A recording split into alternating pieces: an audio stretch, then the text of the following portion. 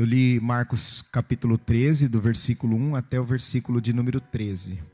Esse texto ele está também em Mateus 24, do versículo 1 ao 14, e está também em Lucas capítulo 21, versículos 5 ao 19. Mas hoje eu acabei fazendo a leitura no Evangelho de Marcos para a gente poder fazer alguma comparação.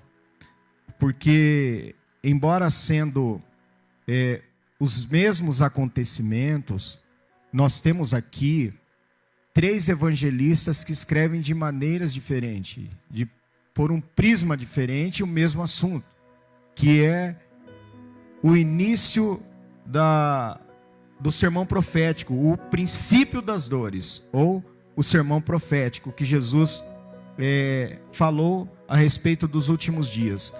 Eu vou fazer uma rápida revisão da semana passada. Lucas se refere aos mesmos eventos como um alerta. Lucas 21 e 28 diz: ora, quando estas coisas começarem a acontecer, olhai para cima e levantai as vossas cabeças, porque a vossa redenção está próxima. Redenção tem o sentido de libertação. Haverá um dia para o acerto de contas. Esse é um fato incontestável. Cada um de nós receberá o devido pagamento vou repetir, como falei na semana passada, pelos serviços, entre aspas, prestados. Romanos 6 e 23 diz qual é esse salário. Porque o salário do pecado é a morte, mas o dom gratuito de Deus é a vida eterna por Cristo Jesus nosso Senhor. Será um grande dia em todos os sentidos esse dia. Um dia de grande alegria, mas também um dia de grande tristeza. Quando, segundo a palavra de Deus, todas as nossas obras serão passadas pelo fogo, e só ficarão aquelas obras que são de metais, de ouro, de prata e pedras preciosas. Aquilo que for de feno, de palha e de madeira será queimado, segundo a palavra de Deus. O certo, meus irmãos e irmãs, igreja, é que haverá uma prestação de contas. Em vários momentos a Bíblia faz afirmações quanto a isso.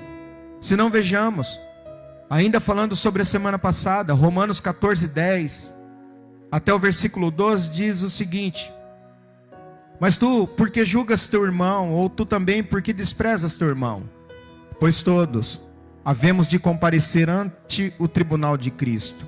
Aqui o ante tem o sentido de diante de. Então nós compareceremos diante do tribunal de Cristo. Porque está escrito: como eu vivo, diz o Senhor, que todo joelho se dobrará a mim e toda língua confessará a Deus. De maneira que cada um de nós dará conta de si mesmo a Deus. Que dia, irmãos, que dia. Que dia que nós estaremos prestando contas diante de Deus de todas as nossas obras. E parece-me que daria muito bem para a gente pensar como um telão passando diante de Deus de tudo aquilo que nós fizemos durante toda a nossa vida. Eu comentei com os irmãos ali da teologia, dizendo para eles assim que nós daremos contas até mesmo das palavras ociosas que nós falamos.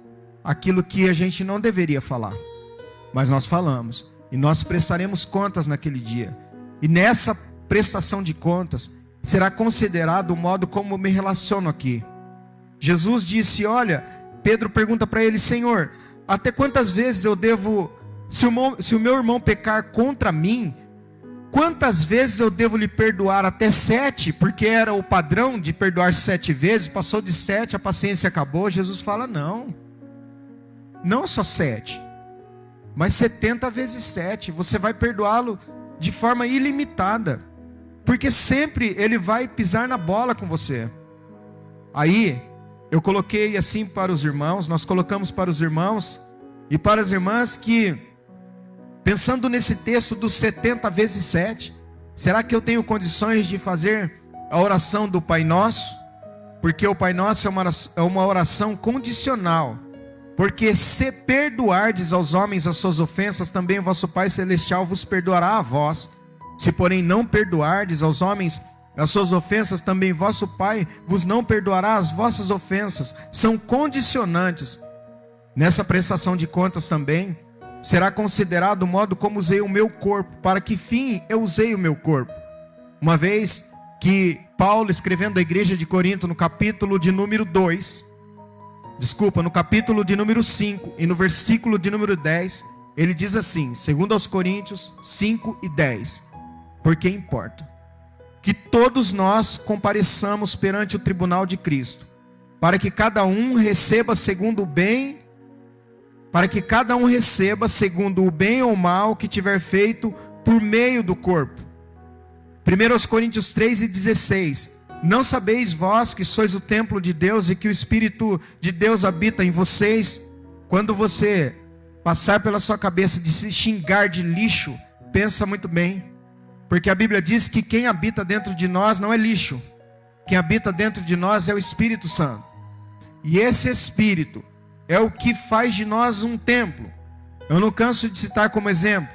Quando a gente não servia Jesus, talvez eu estou falando para algumas pessoas, eu falarei um dia, porque está sendo gravado, e eu esteja falando para pessoas que já frequentaram o centro de Umbanda.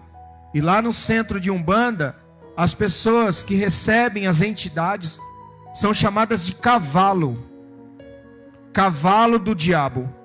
Mas não, Jesus muda essa terminologia, dizendo que uma vez que nós aceitamos a Jesus como o nosso único e suficiente Salvador, nós não somos mais cavalos do diabo. Nós somos templo do Espírito Santo. E aí tem algo que chama bastante atenção. 1 Coríntios 3 e 17. Se nós somos esse templo do Espírito Santo, a Bíblia é bem clara quando ela diz o seguinte: se alguém destruir o templo de Deus, Deus o destruirá. Porque o templo de Deus, que sois vós, é santo.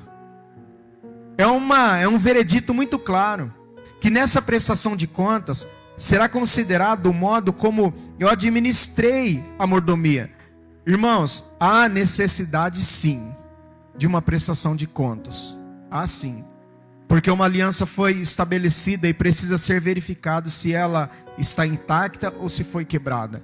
Não é possível que Deus vai colocar todos na mesma balança e vai julgar todos de maneira igual, e o céu é para todos. Nem todos irão para o céu. Nem todos alcançarão a eternidade com Jesus. Porque essa é uma questão de escolha. E é uma escolha deliberada, uma escolha pessoal. Eu posso mandar 200 mensagens para vir para o culto.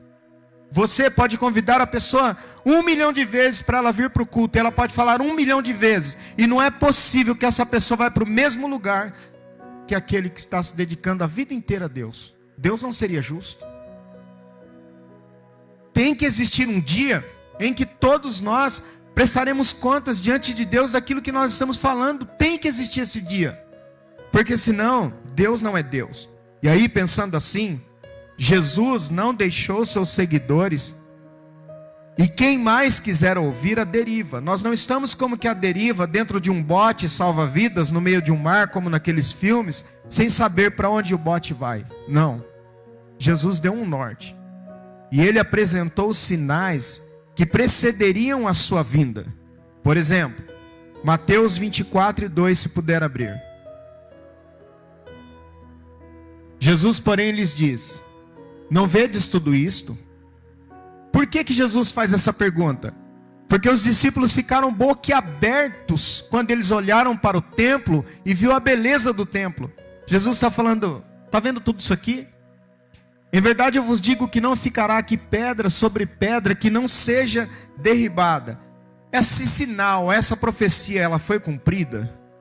Nós vamos aprender durante esses dias que algumas profecias já se cumpriram. Essa, por exemplo, ela já foi cumprida.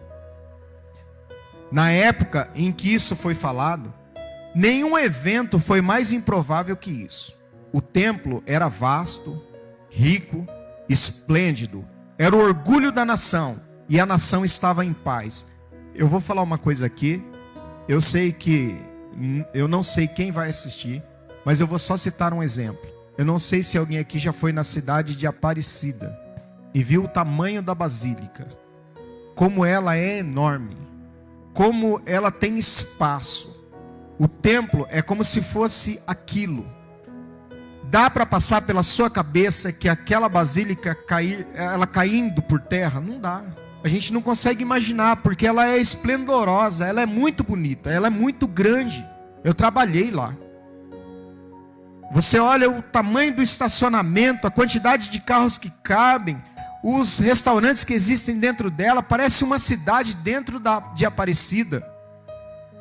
Então, quando os discípulos olham para aquele monumento que é o templo, eles falam assim: não é possível que isso aqui possa acontecer, isso não vai acontecer. Jesus diz: não vai. E era improvável, porque o templo era vasto, era o orgulho da nação, e a nação estava em paz. Como assim que o templo vai cair? Como assim que não vai ficar pedra sobre pedra desse templo esplendoroso? Pois é, quando ele estava saindo do templo, um dos seus discípulos lhe disse: olha, mestre, que pedras enormes. Se quiser abrir aí Marcos 13:1, é bom que a gente consegue acompanhar isso aqui. Olha a interjeição de espanto do discípulo. Mestre, olha que pedras, olha que edifícios. A minha tradução diz assim: que construções magníficas. No entanto, no curto espaço de apenas 40 anos, tudo isso foi realizado exatamente como predito. Jerusalém, Jesus estava com cerca de 30 anos, mais ou menos, devia ser. Jamais passaria pela cabeça dos discípulos que depois de 40 anos, Jerusalém foi tomada pelos exércitos romanos, sob o comando do imperador, do general Tito, em 70 depois de Cristo. O relato do cerco e destruição da cidade é deixado por Flávio Joséfo, um historiador, que mostra de forma indiscutível, de forma singular o que houve.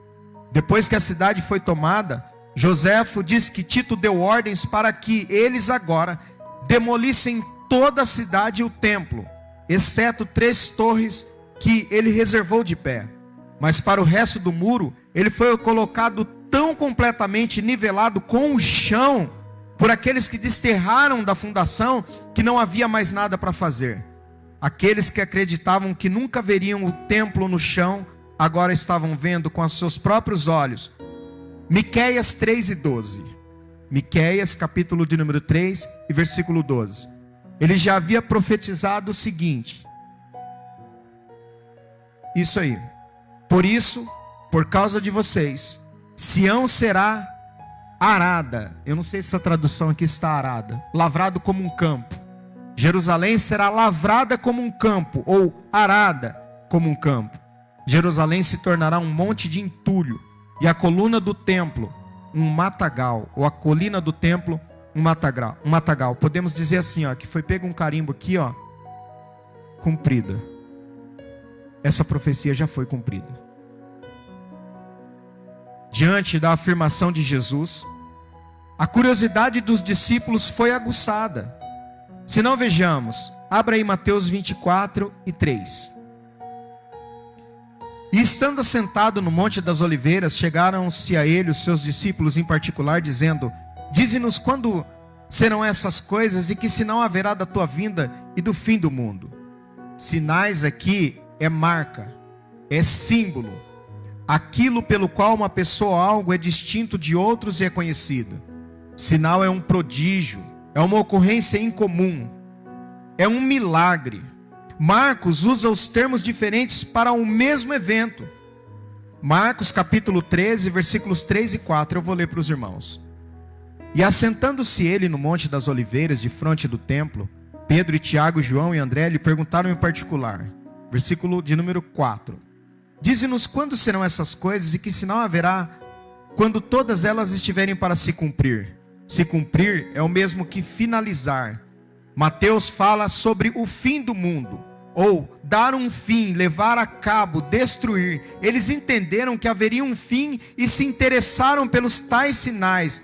O primeiro dos sinais foi a destruição do templo. Alguém pode perguntar hoje aqui, mas qual que foi o segundo sinal? Se o primeiro sinal foi a destruição do templo, qual é o segundo sinal? Jesus responde: Mateus 24:4. Abra lá Mateus 24:4. Jesus respondendo, disse-lhes: tenham cautela, que ninguém vos... Se o primeiro sinal foi a destruição do templo, o segundo sinal é o engano. É a operação do engano. E aí eu preciso fazer uma leitura com os irmãos de forma bem tranquila, para a gente entender. Segunda aos Tessalonicenses, capítulo 2, a partir do versículo de número 1. Põe 1. Vamos ler de forma bastante tranquila para a gente entender qual é esse sinal do engano. Ora, irmãos, rogamo-vos pela vinda de nosso Senhor Jesus Cristo e pela nossa reunião com Ele, a que não vos demovais da vossa mente com facilidade, nem vos perturbeis, quer por espírito, quer por palavra, quer por epístola, como se procedesse de nós, supondo tenha chegado o dia do Senhor. Ninguém de nenhum modo vos engane, porque isto não acontecerá sem que primeiro venha a apostasia, guarda essa palavra, e seja revelado o homem da iniquidade, o filho da perdição, o qual se opõe e se levanta contra tudo que se chama Deus, ou é objeto de culto, a ponto de assentar-se no santuário de Deus, ostentando-se como se fosse o próprio Deus. Não vos recordais de que ainda convosco eu costumava dizer-vos estas coisas? E agora sabeis o que o detém, para que ele seja revelado somente em ocasião própria. Versículo 7. Com efeito, o mistério da iniquidade já opera e aguarda somente que seja afastado aquele que agora o detém. Então será de fato revelado o iníquo, a quem o Senhor Jesus matará com o sopro de sua boca e o destruirá pela manifestação de sua vinda. Ora, o aparecimento do iníquo é segundo a eficácia de Satanás, com todo o poder e sinais de prodígios da mentira, e com todo engano de injustiça aos que perecem, porque não acolheram o amor da verdade para serem salvos. É por este motivo, pois, que Deus lhes manda a operação do engano ou do erro, para darem crédito à mentira. Versículo 12. A fim de serem julgados todos quantos não deram crédito à verdade, antes, pelo contrário, deleitaram-se com a injustiça. E aí eu guardei aqui para a gente pensar alguns enganos evangélicos, porque existem enganos evangélicos. O primeiro deles: você já ouviu uma frase: igreja não é a que você está indo, mas a que você está sendo? Pois é, geralmente as pessoas que usam essa frase não está sendo e nem está indo. É o primeiro engano. Não precisa ir na igreja. Posso ser cristão em casa, é o segundo engano. O terceiro engano: não estou indo na igreja, mas estou bem. Na verdade, eu estou bem melhor quando eu estava indo. Eu não preciso ir, porque agora, se comparar minha vida com a vida que eu levava quando eu estava na igreja, agora está muito melhor. Agora sim achei amigos de verdade. Na igreja só falsidade. Para, meu. O que eu vou fazer na igreja? Eu achei um monte de amigos legais, amigos de verdade. Olha aquele povo chato, hipócrita, que são todos falsos. Alguém falou para o pastor isso: eu não vou naquela igreja porque ela só tem hipócrita. O pastor falou: tem lugar para mais um. Tem lugar para mais um hipócrita. Pode ir lá. É outra fake news evangélica, é outra mentira que Satanás coloca. Atenção, por favor, ao versículo de número 2. Volta lá, 2 Tessalonicenses 2:2. Aqui não vos demovais da vossa o quê? Irmãos, prestem bastante atenção nisso aqui, ó. Aí está vosso entendimento, Almeida Revista Corrigida. Tenta achar a Almeida Revista Atualizada ou a NVI. Muda aí, a NVI. Não. A Almeida Revista Atualizada. Ah, isso aqui. A Revista Atualizada.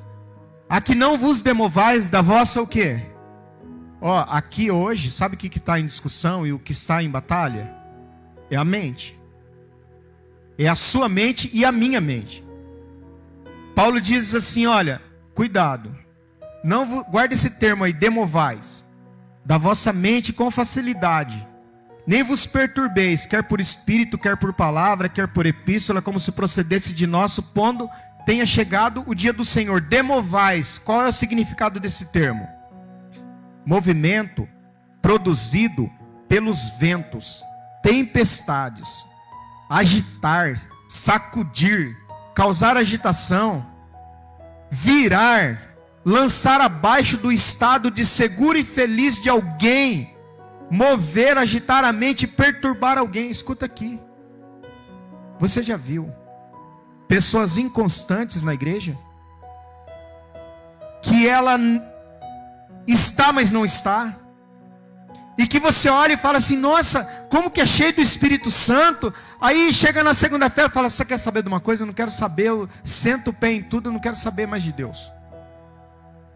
Não tem firmeza. Paulo está falando exatamente isso, ó, toma cuidado, porque o cristianismo não é emoção. Ser cristão não é fácil. Vocês acham que ser pastor é fácil? Você acha que ser cristão é tão simples assim? Olha o preço que você paga lá no seu trabalho. Olha as lutas que você passa.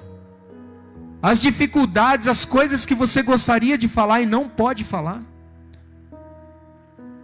A luta está aqui, ó. Hoje, o que o diabo está tentando vencer é a minha mente, a sua mente. É demover-se, é ser levado pelas ondas, pelos ventos, pelas tempestades. Sabe aquela tempestade que deu aqui por esses dias? Paulo está falando, não deixe que a sua mente seja afetada por esses ventos. Porque o diabo já deve ter falado um monte de vezes para você assim, ó, não compensa ir para a igreja. Não compensa servir a Deus. Eu não sei o que você está fazendo lá ainda. Eu não sei o que você quer ainda servindo a Deus desse jeito. Eu não sei. Trata-se de uma mente perturbada pelo engano. Escuta aqui, ó. Porém, antes desse engano, há um outro movimento que dá um start para que ele consiga entrar na sua mente. Não sei se vocês me entenderam. Antes de alguém ser enganado pelo diabo, há um botão que é apertado para que ele consiga entrar na nossa mente. Ele precisa quebrar uma barreira para que ele consiga chegar até a nossa mente e fazer a gente pensar uma coisa diferente. Olha aí, segundo aos Tessalonicenses 2 e 3. Só mudar o versículo. Ninguém de nenhum modo vos engane. Porque isto não acontecerá sem que primeiro venha o quê? A apostasia. E seja revelado o homem da iniquidade, o filho da perdição, o próprio diabo, o próprio espírito do anticristo. Antes do engano chegar, vem a apostasia. E o que é a apostasia? É a separação, a deserção. Irmãos, eu vou aqui adiantar uma frase, que eu ia falar depois, mas eu vou adiantar essa frase. Quando a pessoa está se afastando de Deus, a última pessoa que ela quer ver na frente dela é o pastor. E a primeira pessoa que ela quer ver na frente dela é o diabo. Deserção é um termo militar, que quer dizer o abandono do serviço ou posto por um militar sem permissão de seu superior. E é feito com o intuito de não regressar à sua posição ou função.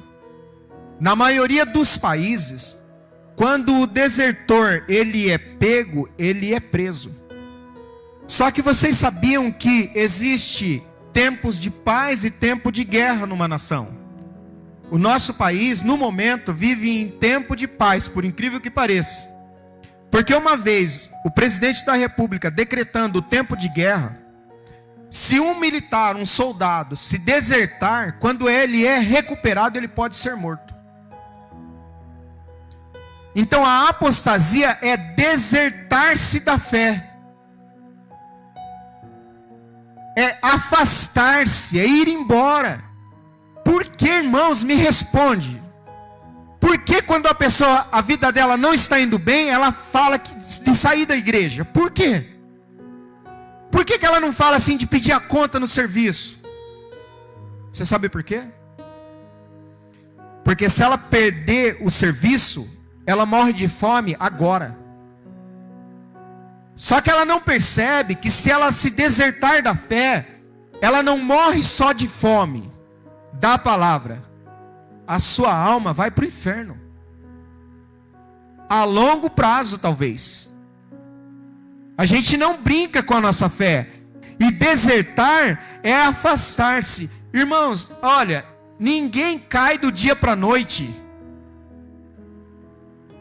Não, ó, fulano caiu. Não, não foi do dia para a noite. Não foi. Foi algo planejado. Paulo, ele usa esse termo militar para aconselhar o jovem pastor Timóteo. Vamos lá? 2 Timóteo 2 e 3. Então nós precisamos lembrar o seguinte, ó. Eu queria que você colocasse a revista corrigida agora. Eu vou ficar invertendo aqui porque eu quero esse termo ali só para a gente poder pensar um pouquinho. Porque alguém está pensando assim, evangelho é só para ficar de boa, né? Vem para a igreja e fica rico. Mas preste atenção. Quando ele usa o termo militar, aqui para o jovem pastor Timóteo, nós precisamos pensar o seguinte, ó. Apostatar-se é o mesmo que deserção. Apostatar-se é desertar. É afastar. Deus está aqui, eu começo a me afastar dele dia após dia. Irmãos, olha, é o seguinte, não é possível ser crente só vindo aos domingos na missa. Não dá. Não é possível, não consegue. Pode ver que uma pessoa que trabalha durante a semana, ela tem que manter uma vida lá na casa dela, de oração, de ler a palavra, orar em casa, porque ela vai enfraquecendo. Eu fiz essa escala, eu sei o que eu estou falando. Como pastor, trabalhei em escala que eu não consegui ir na igreja, como pastor. Chegava dia de sábado, eu sentava aqui na cadeira para dirigir o culto, parecia que eu nem estava na igreja. Porque você vai se afastando, à medida que você vai se afastando, vai esfriando. E vai se desertando da fé. Quando Paulo chama Timóteo, ele escreve a Timóteo, ele chama a atenção dizendo assim, sofre pois comigo as aflições como bom. Você é soldado. Você é um soldado. E não adianta, escuta aqui, ó. Se você estiver pensando aqui nessa noite, que você vai falar assim, ó, eu entrego tudo que eu faço. Eu não vou fazer mais nada na igreja, eu não vou pegar o microfone para mais nada, porque não dá, está muita provação, o diabo não vai te deixar em paz. Você sabe por que ele não vai te deixar em paz? Porque ele te odeia. É bom que você ouça isso, eu também. E sabe por que ele te odeia? É como a mãe que fala assim, por que mãe a senhora está gritando comigo? Por que a senhora está brava comigo? A mãe fala assim, porque você nasceu. Satanás é da mesma forma. Por que será que o diabo me odeia tanto? Porque você nasceu. Porque no meio de tantos seres, no meio de tantos que poderiam nascer, você nasceu. E você nasceu naquela casa por um projeto de Deus. Você não nasceu fruto do acaso. Ai, o primeiro filho a gente planejou, o segundo foi sem querer. Tem criança na sala, foi sem querer mesmo? Criança nasce sem querer. Como assim? É projeto de Deus. A Bíblia diz que é herança do Senhor. E por isso há um projeto do diabo para acabar com a sua vida. Se você cruzando o braço assim, falando, eu não vou fazer mais nada, é questão de dias para Satanás acabar com a sua vida. Porque ele quer fazer isso o tempo todo. Você dorme, já teve pesadelo com ele? Você acordar desesperado, sentindo a presença do diabo dentro da sua casa? É por isso que nós estamos, irmãos, olha aqui, ó. Nós estamos em guerra. E cada dia, as coisas estão se tornando mais difíceis ainda de você ser crente. Diz um rapaz tentou suicídio. Cheguei no local, a pessoa, alguém orando por ele, expulsando o demônio. Colocaram ele num lugar para socorrer, ele não tentou suicídio de novo. Ele falou, eu vou me matar. Eu tive que ir junto dele, perto dele, e ele endemoniado. Paulo chama a atenção ao jovem pastor Timóteo e fala o seguinte, ó, sofre pois comigo as aflições como um bom soldado de Jesus Cristo. Versículo 4, ninguém que milita. Ah, pastor, não sou militar não, você é. Acabou de descobrir que é. Ninguém que milita se embaraça com negócios dessa vida, a fim de agradar aquele que o alistou para a guerra. Versículo 5. E se alguém também milita, não é coroado, se não militar de forma... Não, que isso? Deus aceita, tranquilo, eu vou o dia que eu quiser, eu não estou nem aí, não devo prestar contas para ninguém, eu vou fazer do meu jeito. Faz, Celso, do seu jeito. Se você não militar legitimamente, você não será coroado. Será um dia de vergonha, um dia de desespero. Coloca a NVI agora. Os versículos 4 e o versículo 3 e o versículo 4. Agora Paulo fala assim, ó, lá era sofre, né? Paulo está falando assim, ó, a coisa é apertada. Suporta. Irmãos, quando você é jovem, você pensa que você tem um monte de amigos, não pensa? Não pensa? Você não pensou assim lá na juventude? Aquele monte de gente que vai para festa e que anda com você e que são seus amigões assim. Nossa, é tudo legal. Tem um monte de amigos. Com o passar dos anos, aí vem aquela voz da mãe ecoando no nosso ouvido. A mãe falava assim que amigo dá para contar na mão. Aí quando você vai ficando mais velho, os anos vão passando e eu não estou falando nem de idade, que eu estou falando de convivência com as pessoas. Você vai descobrindo que alguns até dizem assim, eu não tenho nenhum amigo. Sabe por quê? E na vida cristã, escuta aqui, eu vou dar um conselho para você, Se você conseguir achar um amigo de verdade na vida cristã, segura ele, segura ela. Um. Por isso que Paulo fala assim, suporta junto comigo. Porque essa historinha de que vai com você até o final é fake. Porque Paulo, quando escreve, e é bom abrir aí, 2 Timóteo capítulo 4, versículo de número 7 a seguir. Ele diz assim, combati o bom combate, terminei a carreira e guardei a fé. Deixa eu só ver se eu tenho que voltar um pouquinho esse texto, porque eu quero fazer uma outra leitura.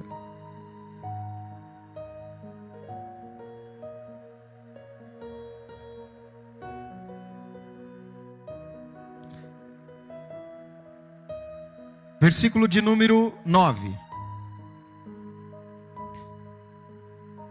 Procura vir ter comigo logo, na outra tradução. Pode continuar. 10.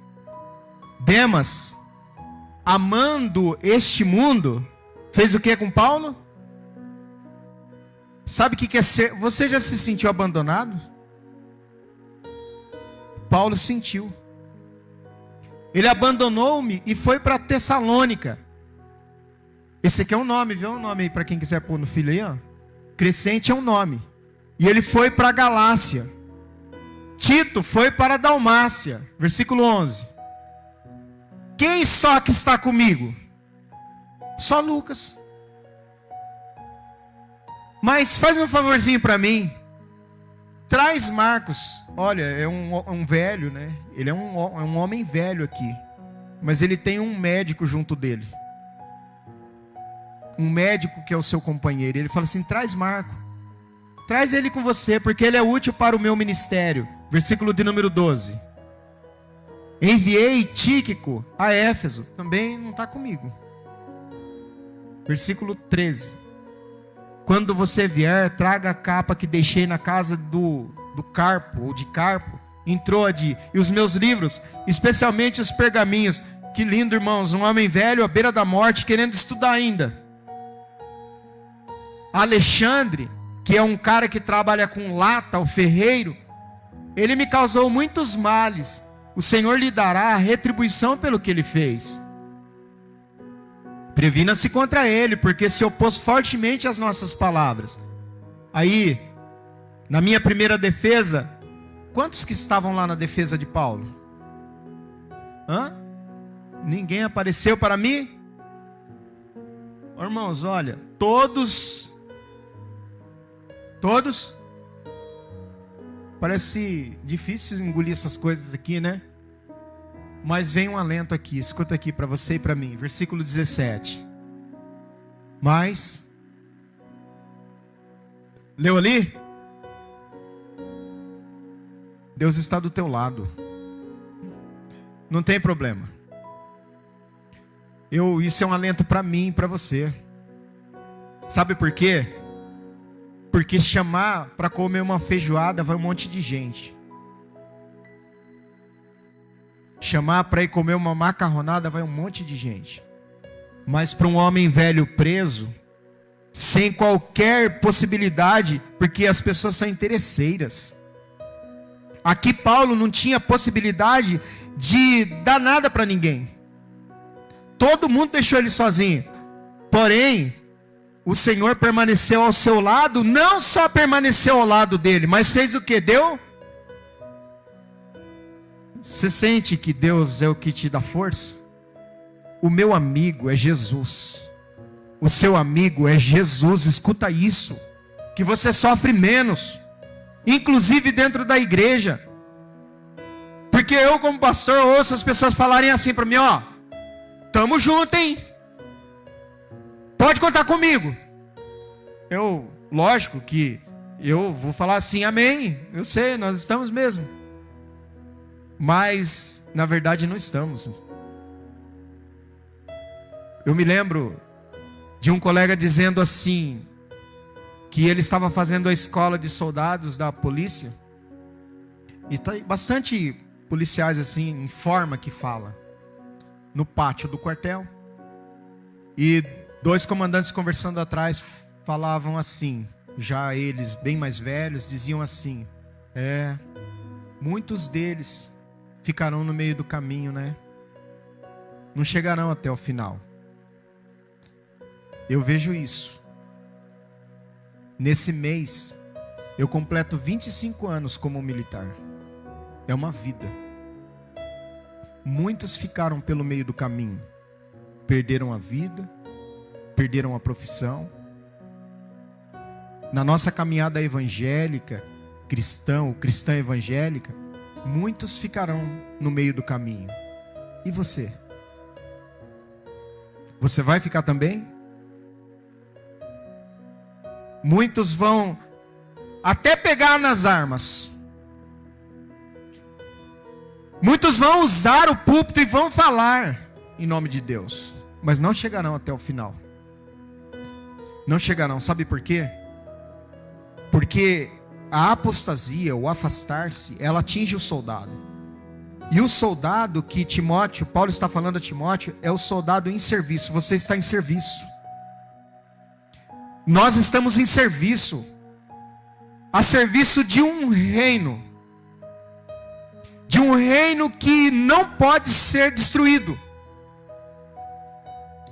E Deus nos comissionou para fazer essa obra e fazer parte desse reino. Ou seja, fazer parte de uma expedição militar. Liderando soldados para uma guerra ou para uma batalha. Eu me lembro que o pastor Hernandes Dias Lopes diz que cada fio de cabelo branco que surge na nossa cabeça é uma batalha vencida. Tá procurando fio de cabelo branco já, irmão? Pois é, você arranca, nasce outro. Você arranca, nasce outro. Arranca, nasce 10. Um dia você olha, tem um. Aí eu me lembro que o pastor Hernandes Dias, ele tem o cabelo branco, ele disse assim: então, eu já venci uma guerra inteira. Mas de fato cada ruga, cada fio de cabelo é uma batalha vencida. Você pode dar glória a Deus por isso? Hoje eu não sei quanto tempo faz que você está na sua caminhada evangélica, mas muitas batalhas você já venceu. Apostatar-se é o mesmo que desertar das fileiras do exército em pleno serviço. É como assim, ó. Eu me lembro que um dia eu preguei uma mensagem assim. E eu perguntei: se eu olhar para o lado e pedir ajuda para você dar cobertura a mim, e eu recarregar as minhas munições, eu posso te encontrar lá? As pessoas disseram assim: pode! Mentira. Muitas vezes é mentira. Às vezes você vai olhar no meio da batalha e não vai ter ninguém. Ninguém. Nem para você ligar. Nem para você pedir socorro, nem para você pedir ajuda. Ninguém. Porque essa batalha, nós estamos no meio de uma guerra. E Satanás está o tempo todo lançando setas contra mim, contra você. Não é assim? O dia inteiro, no nosso trabalho, em casa, no casamento, com um colega de serviço que vem para você do nada e te ataca e te fala e dependendo quem te falou a palavra, te joga no chão. Você é um nada. Você não vai dar certo nunca na sua vida. Você já passou da idade, não tem mais o que você fazer, você vai morrer assim. Palavras diabólicas. Agora eu te pergunto, onde começa essa apostasia? Pastor, onde começa? Essa apostasia, ela começa na mente. Não vai hoje não. O que você vai fazer lá? Tem coisa mais interessante. Você é jovem. Eu me lembro de um pastor que ele pregou e ele recebeu uma moça na igreja. Essa moça chegou lá com câncer. Jesus curou ela do câncer. Ela sumiu da igreja. Ela sumiu, porque é assim, irmãos. Há pessoas que só ficam na igreja enquanto as coisas estão difíceis. Depois que melhora e elas começam, Deus faz prosperar, elas vão embora, viram as costas para Deus. Eu estou cansado de ver isso na igreja. Como pastor, estou cansado. Inclusive de pessoas que eu orei para que Deus prosperasse. A pessoa prosperou, a primeira coisa que ela fez foi dar coice, ir embora. Ingrata. E essa moça foi ingrata, ela foi curada de câncer. Um dia o pastor saiu da igreja, encontrou ela na esquina toda. O pastor falou: mas você não vai para a igreja? Ele falou: eu sou muito jovem. Eu sou muito nova. Eu vou esperar um pouquinho o tempo passar. E um dia, quem sabe eu vá. A apostasia começa aqui, ó. Você viu? Falou mal de você, ó. Estava falando mal de você, ó. Você percebeu que o irmão estava falando mal de você? Você percebeu? E o Satanás vai trabalhando na mente. A mente é a capacidade de pensar, é o entendimento, é o poder de ponderar e julgar sobriamente, calmamente, imparcialmente. É o modo de pensar, é onde habitam os nossos propósitos e o nosso desejo. Uma queda não acontece do dia para a noite. Satanás arquiteta um plano e elabora aos poucos. Eu coloquei uma frase aqui, lembrando de uma frase que minha mãe falava antigamente. Eu vou ler a frase e depois eu vou falar o ditado que ela dizia. Como a mente está vazia da palavra, o filtro não funciona ou funciona mal. Assim sendo, tudo quanto é sujeira passa. A minha mãe falava que oficina vazia, ou mente vazia. E é. Porque tem gente que não pode ficar sozinho. Porque se ficar sozinho tem que colocar um som alto, arrebentando, para não ficar pensando besteira.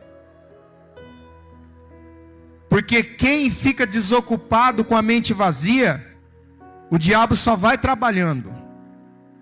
E só vai lançando coisas, Chega uma hora, eu não sei se você já teve carro com carburador. Tem umas gasolinas que não valem nada, né?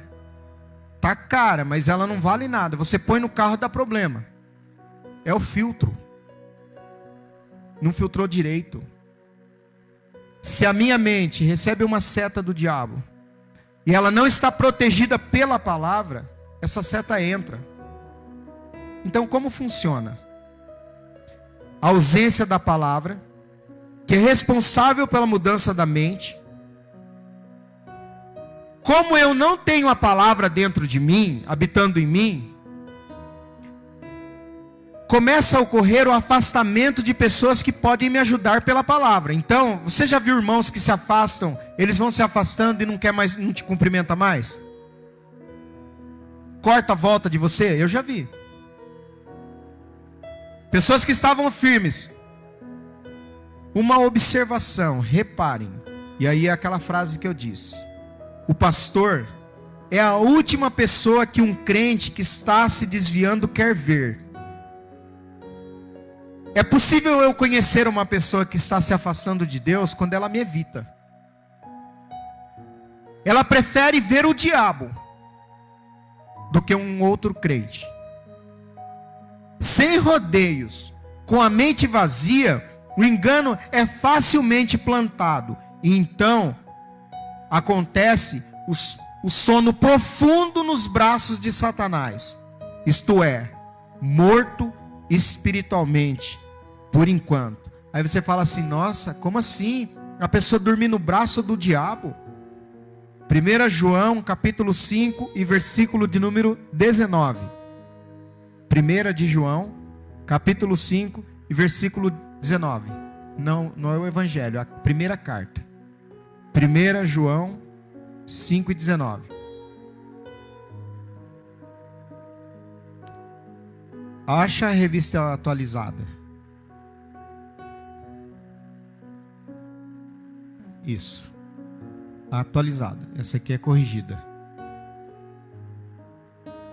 Também é essa aqui. Sabemos que somos de Deus, certo? Você é de Deus? Não, sim ou não? E que o mundo inteiro jaz. O que é jaz? Não tem lá no túmulo lá? Aqui antigamente escrevia, hoje acho que parece que eu não vejo mais isso. Aqui jaz fulano de tal. Que jaz? Aqui dorme. Aqui está morto. Aqui está sepultado. Aqui está sob o poder da morte. E nesse texto aqui, no original, no grego, sabe o que significa o mundo jaz no maligno? Significa que ele está no poder do mal. Ele está mantido em submissão pelo diabo. Está ou não está? Tem colega seu de serviço que só falta cair endemoniado. Tem pessoas que te olham na rua e te falam com você que só falta cair endemoniada, porque o mundo está dormindo no braço do diabo. Talvez você não consiga entender essa realidade e fala assim, mas por que essa pessoa não gosta de mim? Uma vez que a gente vai se afastando, irmãos, é nítido. Eu conheço uma pessoa que está se afastando de Deus. Eu conheço. Ela já está falando palavrão. Ela já está xingando. Ela já está cheia de ódio. Ela está falando coisas odiosas. Ela se junta e fala. Essa pessoa fala coisas que todo mundo fala. Porque ela acha normal. Essa pessoa, ela está deitando. É como se ela estivesse deitando nos braços do diabo. Até chegar um momento. E a pessoa fica tão cega. Tão cega. Já há um espírito maligno operando o sistema de forma velada. Nem todos têm acesso às informações. Você já viu? Você já ligou num lugar e falou assim, escuta, a senhora pode ver a minha conta ou ver alguma coisa? A moça fala assim para você, você pode ligar mais tarde? Porque o sistema está fora do ar. O sistema está sendo operado pelo diabo. E ele coloca as peças dele onde ele quer. Só que chega uma hora que ele não consegue movimentar a peça mais do jeito que ele quer, porque você está lá. E ele não consegue mais. E ele esbarra em você. O diabo não pode te tocar enquanto você estiver na presença de Deus. Enquanto você estiver debaixo das mãos de Deus. Mas saia de debaixo das mãos de Deus para ver o que acontece com a sua vida. Ninguém de nenhum modo vos engane. Que isso não acontecerá sem que primeiro venha a apostasia e seja revelado o homem da iniquidade. Nem todos, eu vou encerrar agora, nem todos têm acesso ao sistema. Você já chegou para alguém e falou para a pessoa assim: irmão, você está se afastando de Deus, volta. A pessoa fala assim: eu estou bem, não, eu não vou agora não. Por favor, o diabo está acabando com a sua vida, menina. Não, eu só faltei hoje. Não tem problema, eu vou, uma hora eu vou. Irmãos, tem gente falando que vai, e que vem, e que nunca mais vem. Porque para alguns vai dar tempo, para outros não vai dar tempo. Não vai ter como voltar mais. Eu conheço o caso de uma mulher que se desviou com 14 anos. Já falei aqui para os irmãos, com 14 anos. Ela voltou com 90. Só para batizar e morrer. Não brinca com o diabo. Porque, eu vou encerrar com esse texto, 2 Coríntios 4:4.